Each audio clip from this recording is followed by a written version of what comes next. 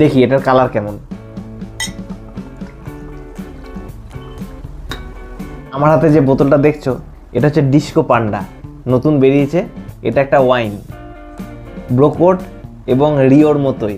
আর এটার দাম হচ্ছে 180 টাকা। আর এটা সাইজ হচ্ছে 330 ml। শুনেছি এগুলো খেলে নাকি খুব নেশা হয়।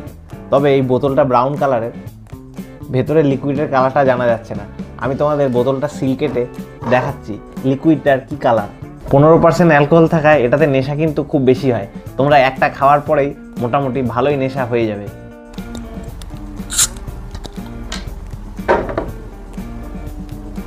এটার মধ্যে লেখা আছে ম্যাঙ্গো ট্যাঙ্গো, অনেকটা আমের মতোই গন্ধ বেরোচ্ছে।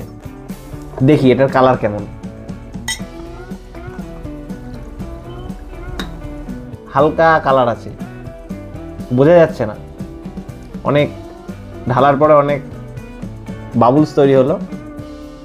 তোমরা অবশ্যই এটা ট্রাই করে দেখো আর আমাকে কমেন্টে জানাও তোমাদের কেমন লাগলো।